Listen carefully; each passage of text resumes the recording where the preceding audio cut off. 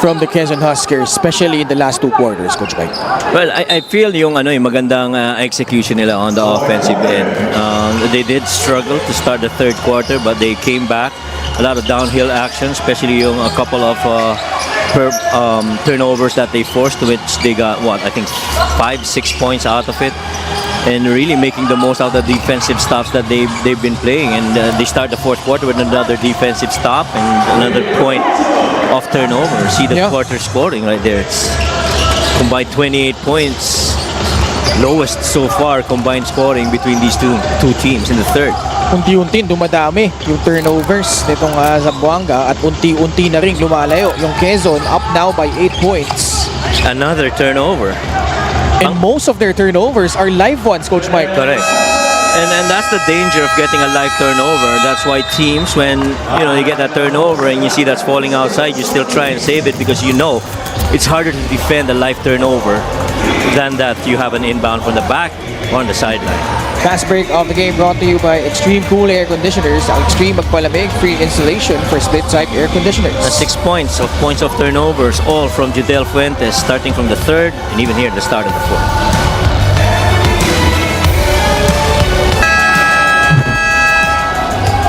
Quezon handily beating Imus and just holding them to just 56 points here in this ball game. Yeah, and that again is a story about forcing turnovers and getting more points off of it. And you get a plus 14 when it comes to points off turnovers out of the 17 turnovers that you force on Imus, while itong Quezon Huskers, 7 lang yung turnover na nakomit nila. And that just shows you efficiencies on the side of the Quezon Huskers in that game. Top 3 in that department coming in. Boy, Alvin Capobres just not himself tonight, as well as Reg Gabat. Even yung takbo niya, somehow you get that feeling na meron siyang he's nursing something. Diego Dario with Will Gozum, Judel Fuentes, Christian Pagaran, and Vince Magbuhos. Diego Dario gets to his spot, rattles that one in. Nothing more difficult than having a couple of really good shooters trying to twist screens between, at that time, Judel Fuentes and Diego Dario, and a very able passer to feed them via Will Gozum. Again, the challenge for Zamboanga, once they fail to hit their shots, how will they bounce back? And so far, Quezon taking advantage of their drought, up now by a dozen, 54-42. Pero much as this is a drought, or a deficit, 12-point deficit for the Zamboanga team, similar to, I think, how they played against Pangasinan, where they were down as many points, to my recall, it doesn't feel like they're down big. You know that they're still pretty much in it. They just got to get a string of points. But the key difference right here, you don't have an Abdul Sawat.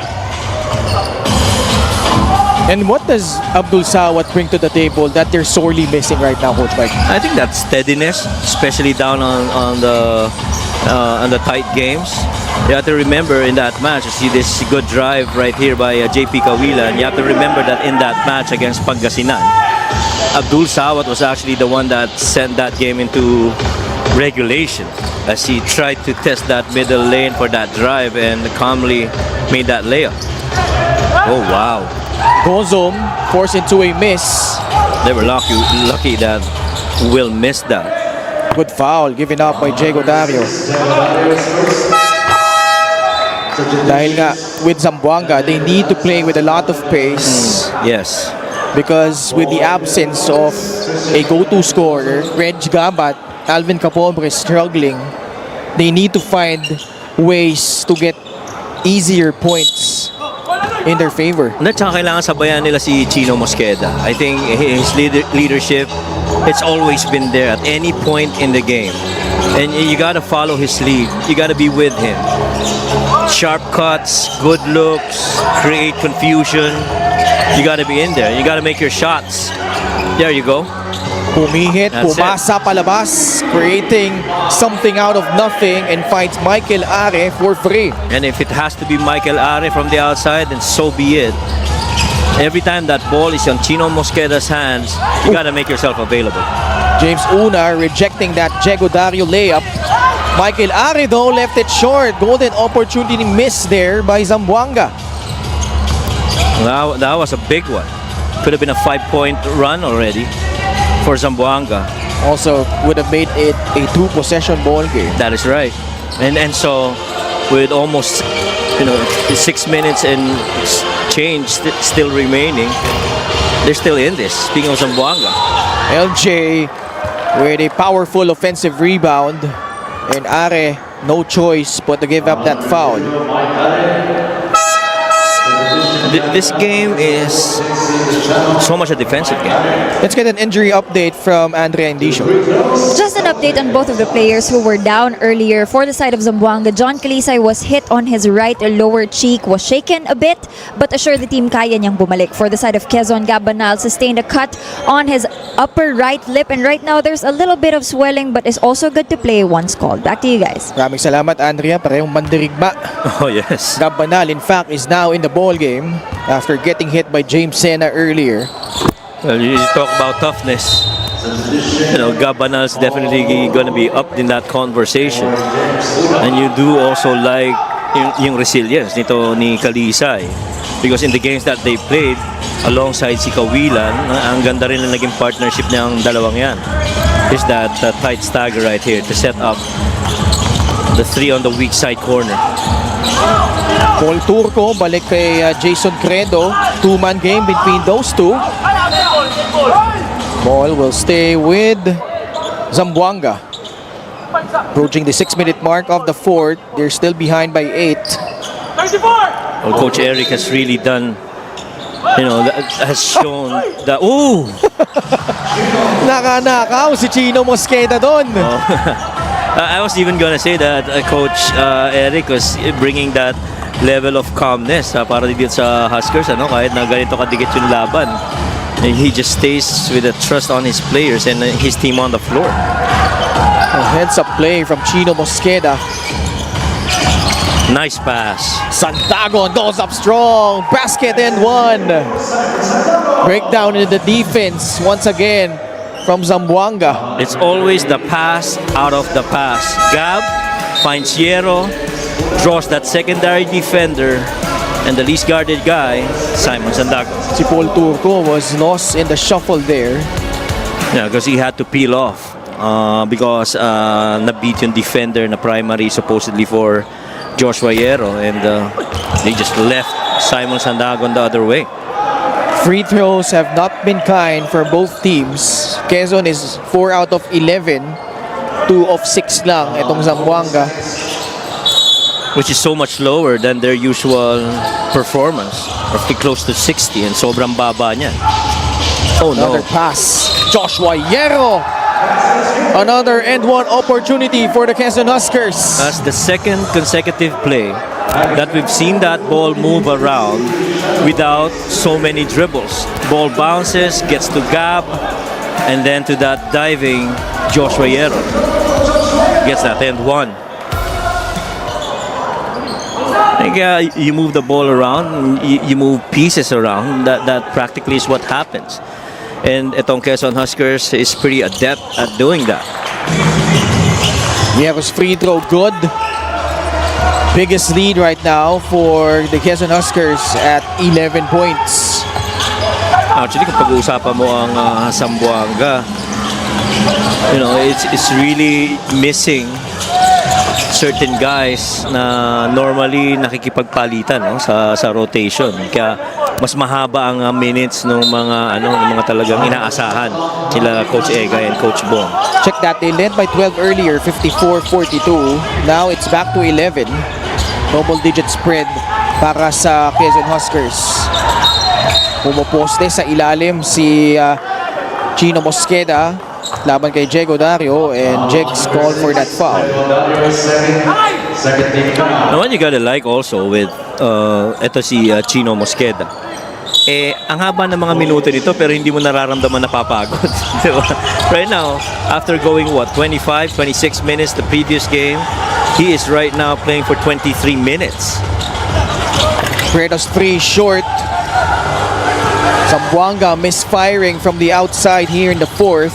When they slow it down, they go to their half-court set. Both teams though, 8 out of 28 from beyond the arc. 29% shooting from free.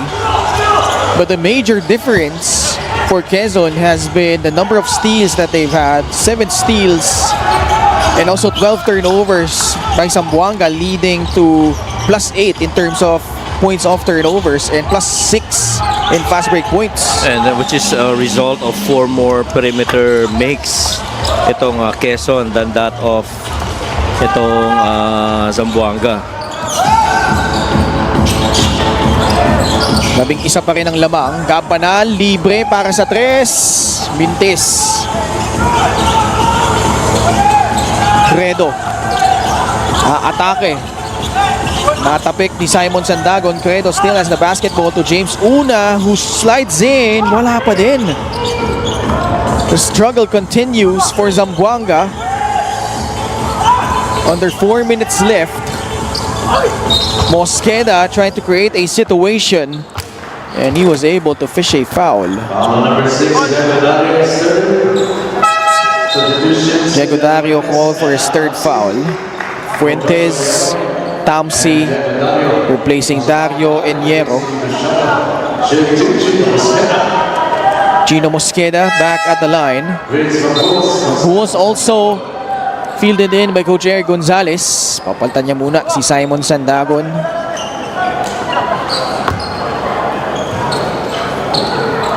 Itong free throw na ito, atid sa atin ng Extreme Appliances ang subok at kompletong appliance brand ng Pilipinas. Mosqueda with 6 points, 6 rebounds, and 4 assists. Or actually 8 points.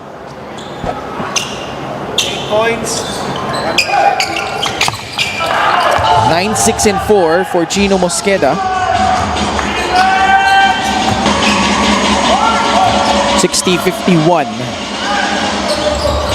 Gonzalez using that Gab Banal screen. Again, Banal in stride. The pass to the corner. Tamsi, no good. Good intention by Credo, but the active hands of Quezon disrupting their transition attempt. And now they're forced into a half-court set. Kita mo, hindi talaga nila pinapakawalan si JP Kawilan eh. Kita mo gaano aktibo sila, no, in playing Yeah. the passing lanes. And Zamboanga, as a result, just very timid in their approach. They're not finding the gaps. And Quezon extending their lead to 11. And the minutes is sobrang taas na. You see that turnover again, another point of turnover para dito sa Quezon Huskers. They right now are a +10 and that stat line, and the more mistakes that Zamboanga commits, all the more they pay for it.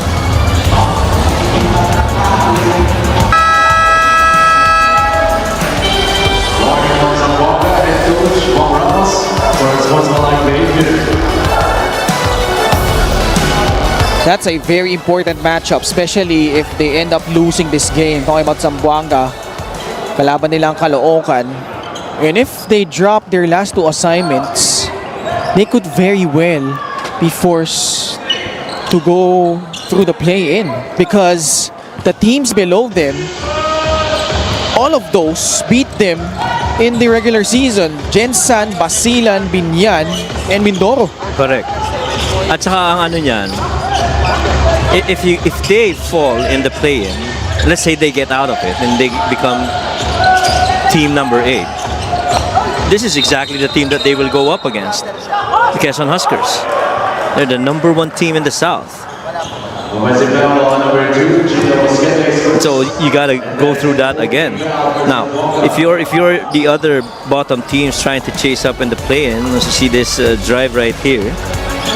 Kita naman yung ward off doon, yeah. Clearly extended that left arm to try and create space against the Tamsi. Kung ikaw naman ang ibang team na nasa baba, nalalaban sa play-in sa Zamboanga, alam mo na galing to sa taas na punta sa baba, no? So medyo ano ka rin, worry ka din. Una with a steal.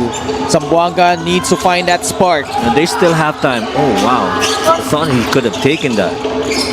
Kawilan has been tentative here in the fourth Yes. quarter. Matter of fact, every time he gets that ball from the three, he's not looking at the rim. He's looking at his teammates. Michael Ares shot, not close. Mosqueda barreling to Vince Magbuhos. Di naman sadya, no? Pero Magbuhos visibly hurt after hitting that standy there. And that was full force. Chino Mosqueda landing on Vince Magbuhos. That was a full speed chase for the ball down on the deep corner, the right side. Ang bola sa Zamboanga pa din, no? Yeah. Oh, sa Zamboanga pa rin ang bola. Very important possession here as we head into the last 2 minutes in regulation. Mosqueda. Now it's with Capobres. Capobres Tough shot. just... Tough shot. That was just out of control. You gotta credit the defense. You know, there was no space on that right side. Everything on the left. That was the only thing that was given by the Huskers that moment for Alvin Capobres. You know, as impressive as Zamboanga has been here this season, Coach Mike, they turned a lot of heads when they almost beat Nueva Ecija in Palayan City. But when you look at their record, they've only beaten one team in the top of the South, and that was Batangas. They Yes. all lost to Rizal, Jensan, Basilan, Binyan, Mindoro. And unless they make a comeback here, this looks like another loss against the Quezon Huskers naman. And if you look at, again, I talked about this top of the coverage. Their first 15 games, 13-2. Could have been a 15-0 if not for the 2-point loss against Imus and another 2-point loss against Mindoro. Now, after they won against Batangas by 5, and that was their 15th game, they were taking on Nueva Ecija, Bataan, Pasay, and then Pasay. Imagine if they won against Nueva Ecija. That would have been 17-0 and you beat the top team in the north. And so this would have been a good confidence boost. Ang free throw na ito, din sa ating Extreme Appliances, ang subok at kompletong appliance brand ng Pilipinas. This would have been a good confidence boost heading into the more difficult games later on. But unfortunately, it didn't pan out that way for the Zamboanga Sika. Kaya nga sinasabi ko, kung ikaw man ang nasa ilalim at alam mong parating pababa papuntang play nitong Zamboanga, you know you gotta gear up. Because this is a team that actually belonged to the top, in the top ranked teams early this season, and you cannot take them lightly. And that question remains for them. When the game slows down and they're forced into a half-court game, how will they execute? Especially going up against the top defensive teams like Quezon, who really, especially from the second quarter onwards, because we saw Zamboanga get off to a hot start behind those barrage of threes. They had 6 in the first quarter. But ever since Quezon clamped down on the defensive end, played those passing lanes, forced a lot of live turnovers, Zamboanga just really had a hard time recovering from here on out. Agree. At saka again, I'm gonna go back to how I observe most of the teams here this season. If you're a three-point shot-making team on the offensive end, you shoot below 32% or 33% from three, you gotta make your free throws. Because if you don't, a good probability you're gonna lose games. And why do I say that? They get the volume free throws because if you make your threes, it's gonna generate closeout. So mas open yung atake sa loob. Mas prone ka sa foul. And for Quezon, Coach Mike, you know, the theme for them this season, whether it's wins or losses, you never feel that they are out of it. Agreed. Even if they're down by like against Nueva Ecija, they were down by 18. Agree. And yet, because of the way they stuck to the game plan, the way they still continue to play within their game, they were able to just weather the storm, hold that one away from the Rice Vanguards, and in similar fashion as well against San Juan, wherein they gave up a lot of free throws, they foul a lot. That's probably one thing that they need to work on, but man, this Quezon team could be a force to be reckoned with in the playoffs. And much as coaches would always say we play with who we have, you can't, just turn your heads on the, inavailability of guys like Roy Sumang, Ichi Altamirano, Carl Brian Cruz, and amongst the other players. Congratulations. Dikit pa ang naging laban during the first half, but come the third quarter, doon ka nagising, and along with you, ginising mo rin ang iyong mga teammates, leading to a huge lead and of course to this win. Actually, nagising talaga kami lahat kasi nung halftime, sumigaw na si Coach eh. Kaya yun na talaga, parang nabuhayan yung mga teammates ko, pati kami, ako. And yun, pagdating sa second half, talagang nagtrabaho at ginawa yung tamang depensa. But the good thing is, you ended the regular season on a high note plus an 8-game winning streak. Gaano kalaking bagay iyon para sa iyong koponan? Siyempre, papalapit na yung playoffs eh. Kaya ngayon, last game namin to sa elimination eh. So, yung playoffs, so next month pa yun. So, mababa yung namin preparation para sa playoffs. So, kailangan namin paghandaan yung kung sino yung matatapat sa amin sa playoffs. So, kailangan madala namin yung momentum namin pagdating sa playoffs. And I'm sure aabangan niya ng iyong